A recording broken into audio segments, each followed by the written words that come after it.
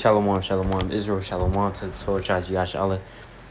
Of course, all honor and glory and praise unto Yahawashi, Yahawashi. That's all praise and honor and glorification unto the Most High God, Yahweh. In the name of His only begotten Son, Yahawashi. You already know who it is, Brother Yahawashi, for the Spirit part, Yahawashi, Yahawashi. And then I'm gonna get straight into this, right? Shalom, shalom. It's basically going into what, right? The great multitude. You know what I'm saying? Read about in Revelation chapter 7, verse 9, as well as 2nd Ezra chapter 2, because Ezra and John are literally seeing the same vision.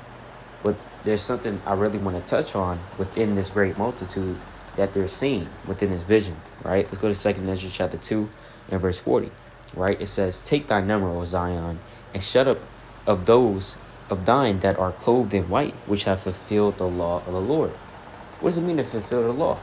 It means that they have kept the commandments, right? Let's get to that. Let's get that in the book of Romans. It's Romans chapter 13 verse 8, right? It says, "Owe no man anything but to love one another, for he that loveth another hath fulfilled the law." So when you love your brother, when you love your sister, right, of your own nation, when you love another Israelite, you have fulfilled the law, right? According to this text. And what does that mean, though?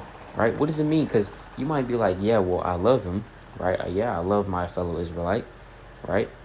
Well, what does that mean? Verse 9, "For this thou shalt not commit adultery, thou shalt not steal, thou shalt not thou shalt not kill, thou shalt not steal, thou shalt not bear false witness, thou shalt not covet. And if there be any other commandment, it is briefly comprehended in this saying, namely, thou shalt love thy neighbor as thyself." Right? So that's what love is. That's what loving your fellow neighbor is. Keeping the commandments. That's what fulfilling the law is in this case, right? It says what? Verse 41. "The number of thy children," so these men have kept the commandments.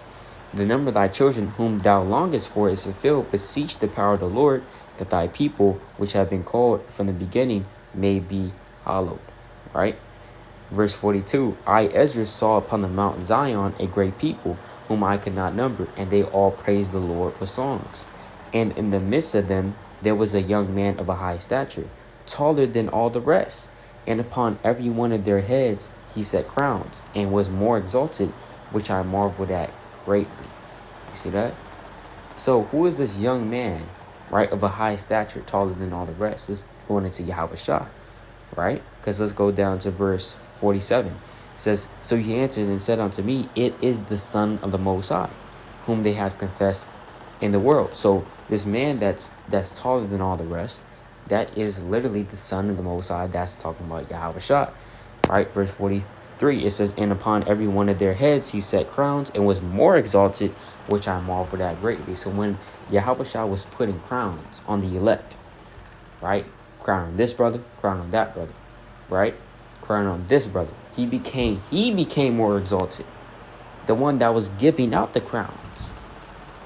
And Ezra marveled at that greatly. How come he marveled at that?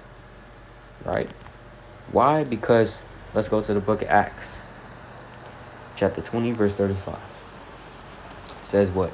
"I have showed you all things, how that so laboring he ought to support the weak, and to remember the words of the Lord Yahawashi, how he said, It is more blessed to give than to receive." It is what? It is more blessed to give than to receive. You see that? So, and that's what Yahawashi said. You're more blessed when you give than when you receive. Because we're blessed enough to receive this truth from Yahawashi. But who gave us this truth? It was the Most High. See that? Yahawashi. He gave us this truth. So he's more blessed. He's more exalted. He's the one that should be praised, not us. Because he gave us this position to even be in this truth. He gave us the grace to even be in this truth. You see that? So that's just, a quick point I wanted to touch on. That's, going into exhortation, going into the innumerable multitude, the great multitude, right?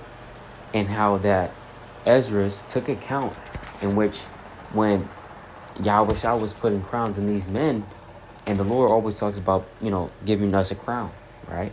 crown of life. Revelation chapter 2 verse 10. 1 Peter chapter 5 verses 4 on down. Right, crown of glory that will fade, that fadeth not. Right, James chapter 1 verse 13. Or it's like James chapter 1 verse 12. Right, the Lord talks about that. And what's funny, or what's the point I want to touch on is how Ezra saw that when he gave these crowns to these men, Yahawashi, he became more exalted.